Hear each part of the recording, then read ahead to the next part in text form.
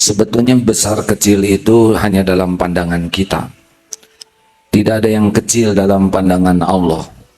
Dosa kecil dilakukan dengan sengaja pasti dilihat Allah dan pasti ada balasannya.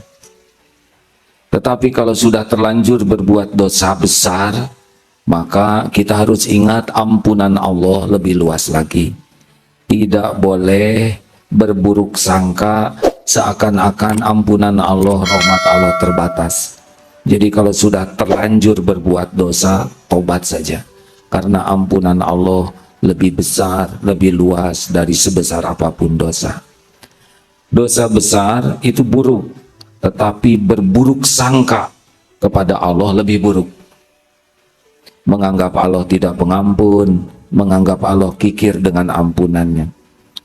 Ibnu Abdullah bin Mas'ud, semoga Allah ridho, orang yang beriman dengar, melihat dosa itu seperti gunung yang akan roboh menimpanya, begitu takut. Orang munafik melihat dosa itu seperti lalat. Jadi kalau orang tidak merasa berbuat dosa, padahal berdosa, itu ciri kemunafikan. Orang-orang yang tahu kepada Allah, tahu bahwa dirinya itu pasti banyak dosa. Seperti sholat asar barusan. Sholat asar barusan, kita harusnya lebih banyak mengharapkan ampunan Allah dalam sholat itu daripada mengharapkan pahalanya. Karena dalam sholat barusan banyak ngaconya, banyak tidak khusyuknya. Bayangkan, kita diundang oleh misal presiden atau gubernur saja. Gubernur sudah memperhatikan khusus. Nah, kita yang minta pertemuan khusus, yang sangat khusus, tapi selama pertemuan ngelantur, mikir kemana-mana, ngomong kemana-mana. Coba, lebih mengharapkan pemberian dari gubernur atau mengharapkan kemaafan dari gubernur? Sholat barusan tuh kita lebih mengharapkan diampuni Allah, karena ngaco selama sholatnya. Kalau sholat khusyuk ngarep sesuatu, nah itu pantas. Tapi kalau sholatnya ngaco seperti ulangan jelek di hadapan guru, lebih banyak mohon dimaafkan daripada mohon nilai yang bagus. Nah, seorang yang kalau ditanya, saudara harus tobat, lalu tersinggung, dosa saya apa? Nah, itu ciri munafik. Karena orang-orang yang beruntung adalah orang yang dibuka hatinya oleh Allah, bisa melihat dosanya sendiri dan takut. Jadi kalau ada orang yang nangis saja, malam hari itu nangis, bukan nangis masalah, bukan menangisi takdir, bukan menangisi keadaan, tapi menangisi dosa, itu beruntung. Tapi kalau orang hanya nangis, kenapa kok nasib saya begini, kenapa kok hidupnya, hanya menangisi keadaan, itu orang yang tidak ridho kepada takdir. Susah tenangnya. Tidak usah menangisi takdir, karena pasti baik. Tangisilah dosa-dosa penyebab ketidakbaikan. Ada anak-anak yang sedang main? Ada ya?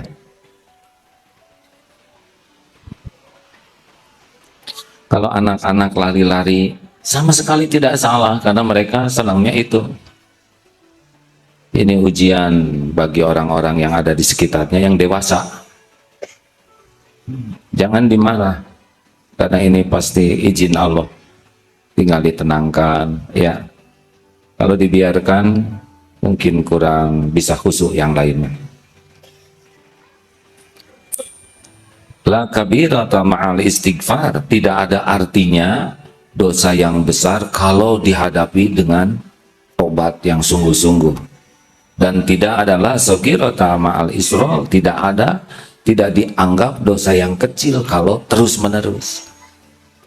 Kemarin dalam sebuah ceramah mengatakan seorang penanya,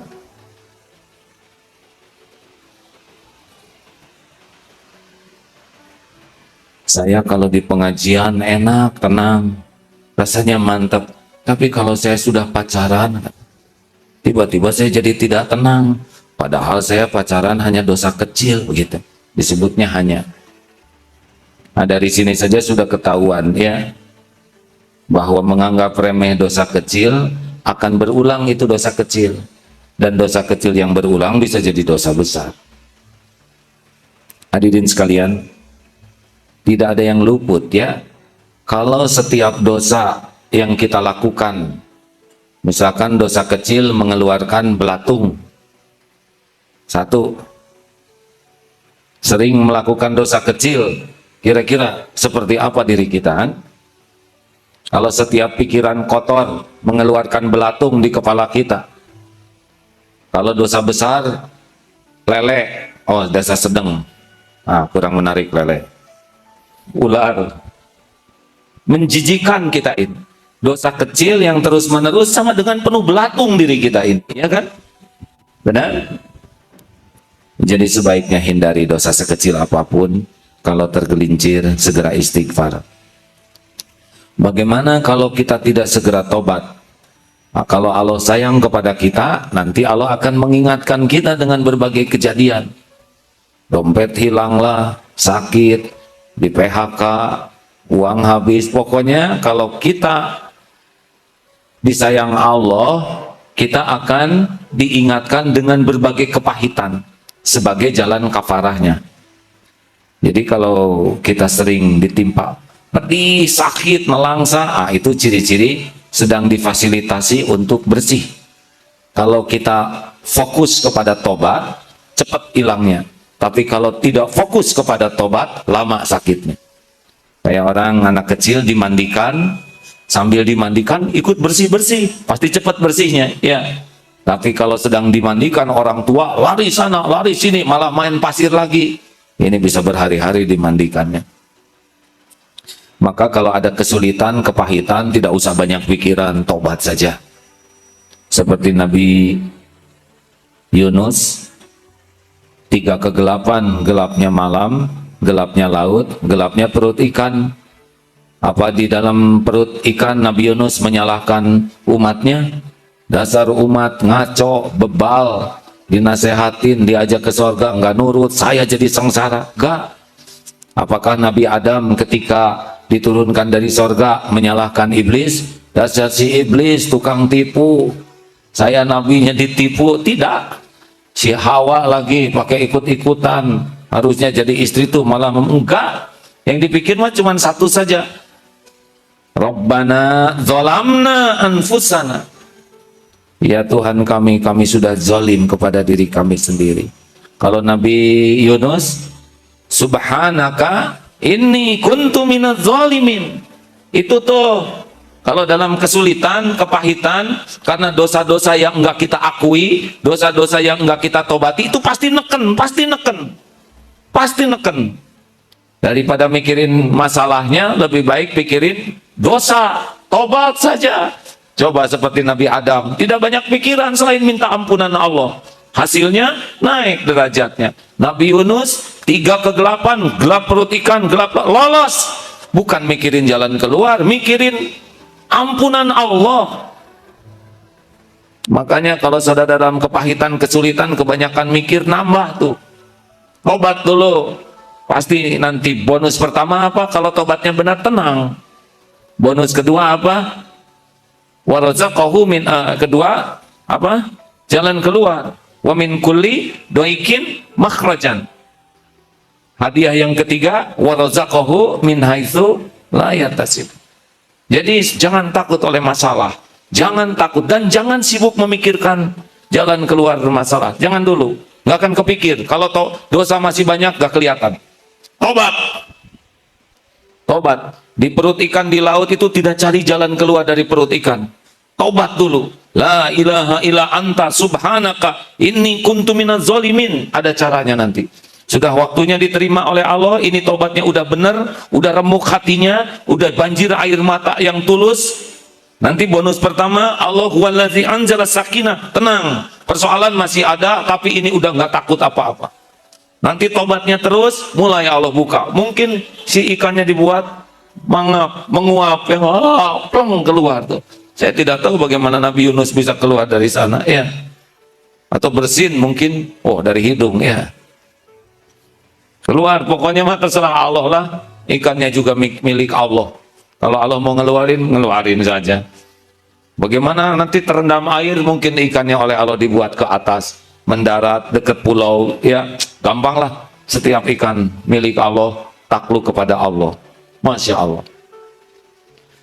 Cukup, terima kasih. Ada yang mau ditanyakan? Tidak rumit hidup ini ya. Yang rumit itu adalah yang tidak mau tobat. Wa man lam yatub faulaika humudz zalimun. Orang yang tidak mau tobat itulah yang zalim. Kenapa tidak mau tobat? Karena dia tidak merasa bersalah. Apa cirinya orang yang tidak merasa bersalah? Sibuk dengan alasan pembenaran diri. Kenapa orang tidak mau tobat? Karena dia lebih sibuk memikirkan orang lain yang salah dibanding memikirkan dirinya, pengundang masalah. Pada waktu dipermalukan, dihina di TV, misal, sibuk menyalahkan wartawan, tidak ada gunanya. Lebih baik sibuk saja tobat. Allah lah yang membulak-balik hati wartawan. Mau apa mikirin wartawan? Dia sudah dapat dari apa yang dia lakukan, dan kita dapat dari apa yang kita lakukan. Satu pertanyaan kemarin di Al-Latif menarik. AA, saya bisnis dengan teman saya. Nah, bisnis kami kolab. Teman saya ini betul-betul kerjanya tobat, dan dia pasrahkan urusannya kepada Allah. Lalu bagaimana? Jadi saya yang dimarahin orang. Jadi saya yang dikejar-kejar. Lalu urusannya bagaimana? Beres nggak? Memang beres, tapi gara-gara dia pasrah ke Allah, akibatnya saya yang dimarahin orang. Salah, Bu. Ibu dimarahin orang bukan karena dia pasrah ke Allah. Ibu dimarahin orang karena dosa-dosa ibu. Dosa saya apa? Nah itu nggak ngaku. Siapa tahu selama ini marah ke pembantu, siapa tahu selama ini menyakitin orang-orang kecil, siapa tahu ketika kita bersedekah dilemparkan, melukai hati. Semua rangkaian kezoliman ada catatannya, ada balasannya. Nah sekarang Allah gerakan orang itu marah-marah. Tenang aja, Bu, nanti kalau ibu tobat terus, itu berhenti yang marah. Bagaimana sekarang? Yang marah sudah berhenti belum? Sudah, tuh kan. Bagaimana bisnisnya sekarang? Sekarang lebih bagus, tuh kan. Karena semua kepahitan itu kecil dibanding dengan nikmat yang Allah sediakan bagi ahli taubat. Kan bisyai, sedikit. Semua kepahitan itu sedikit dibanding dengan nikmat yang besar. Dihina 7 tahun itu sedikit dibanding dengan nikmat yakin ke Allah, nikmat tawakal, nikmat iman. Tidak ada apa-apanya 7 tahun. Benar?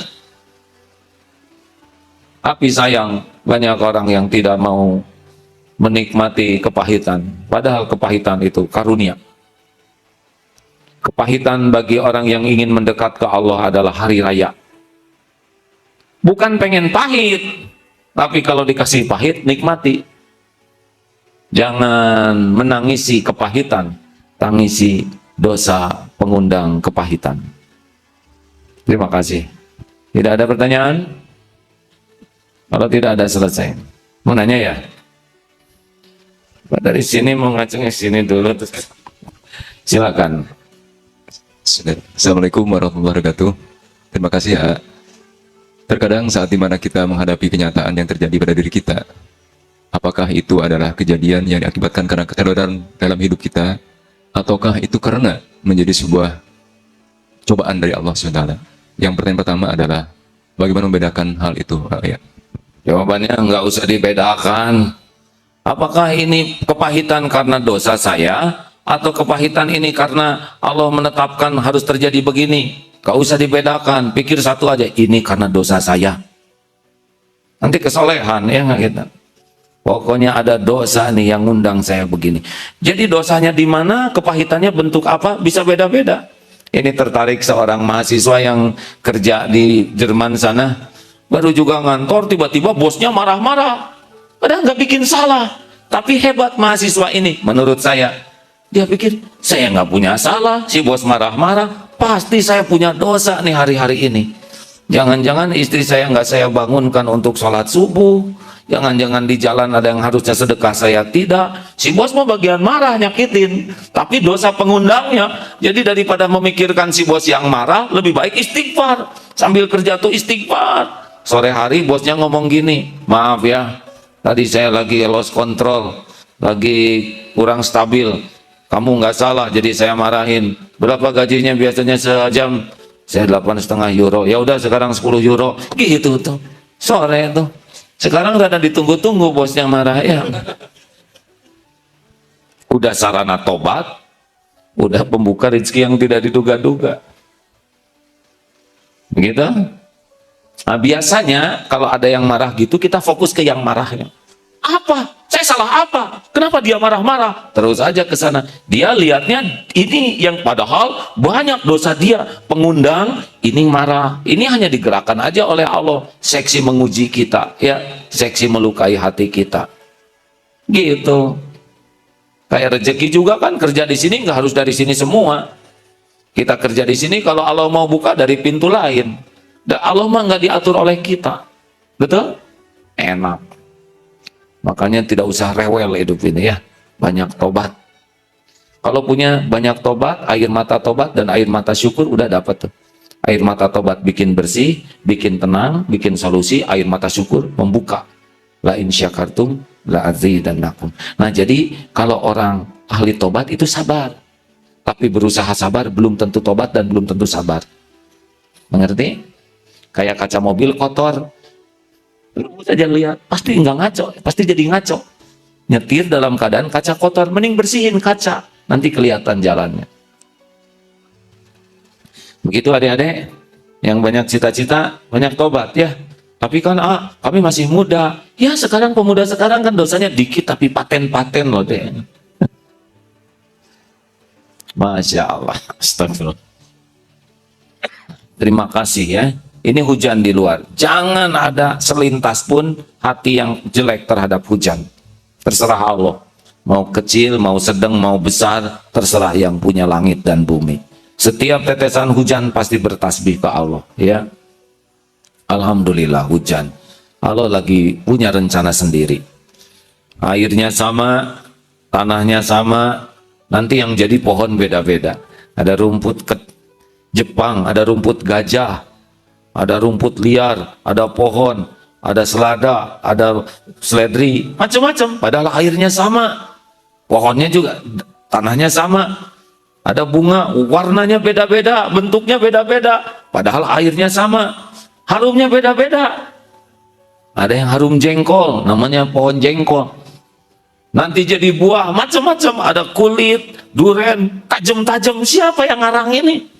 Di dalamnya legit, enak. Bijinya keras, ada salak, sekelilingnya duri, bungkusnya bagus, ada selaput yang mulus, krek, apalagi salak. Salak apa yang enak tuh? Salak pondok, krek, di dalamnya ada lumutan. Bijinya keras, siapa yang naruh di sana lagi? Belum lagi pisang, mulus, bungkus kita kurang bagus, bungkus orang mah nggak jelas.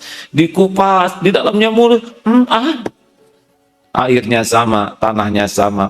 Fabi ayyi ala'i rabbikuma tukadziban.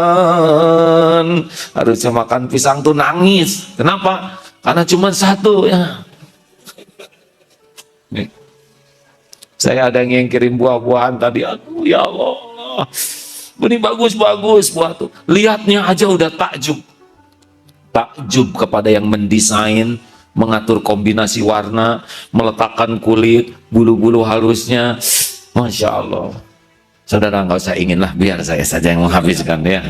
Masya Allah. Terima kasih. Tidak ada pertanyaan lain? Terima kasih. Senang tidak ilmu tauhid ini? Kenapa Rasul dan para sahabat senang terus? Kita aja kenal kepada orang baik enak, benar? Kenal kepada, misalkan ada teman pinter, ini ada teman di kelas pinter sekali, pinter dan suka ngasih tahu kalau kita dalam kesulitan. Udah gitu banyak uang, dan kalau ngasih ke kita tuh nggak hitung-hitungan, asal megang saku dapat 2 gepok yang $100, kasihin. Dia pakai sepatu baru, pengen ya, nih kasih. Kita lagi pegel mau dipijet, ternyata dia ahli refleksi. Aduh, enak tidak? Dia ke sekolah pakai motor, kenapa ngeliatin motor saya? Mau? Ambil aja. Waduh. Gimana kira-kira? Senang tidak punya teman yang gitu? Dan pemaaf sekali, ya. Maaf. Dia mau makan, kita ambil makanannya semua. Sok aja, nggak apa-apa. Masya Allah. Senang tidak? Gaul dengan orang yang nggak jelas aja kita udah senang. Baru ceritanya. Bagaimana Rasulullah dan para sahabat bergaul dalam tanda kutip dengan Allah yang maha baik, albir, yang maha bijaksana, yang maha kaya, yang maha pemurah. Pasti senang terus, benar? Makanya kalau hidup ingin bahagia, harus sering sama Allah, nyenengin. Dengernya aja saudara senang, betul? Saudara sih kebanyakan gaul sama orang, nyebelin. Saya juga orang hadirin. Badan dengan makhluk, hati dengan pencipta makhluk. Masya Allah. Baru bahagia. Namanya Rabbana atina fid dunya hasanah, itu adalah hati yang yakin, patuh, pasrah, baru nikmat. Gitu deh. Jelas ini SMK? Para pemirsa, tolong rekaman ini diawetkan ya. Siapa tahu manfaat ceramah ini. Akan datang suatu saat yang ceramah ini udah nggak ada lagi di kursi ini. Ya, pasti nih suatu saat saya akan berakhir hidupnya. Pasti nggak akan kedengaran lagi suara dari aslinya. Tapi mudah-mudahan rekaman ini tetap manfaat. Ya, terima kasih. Allahumma sholli ala Sayyidina Muhammad wa ala alihi wa ashabihi ajma'in.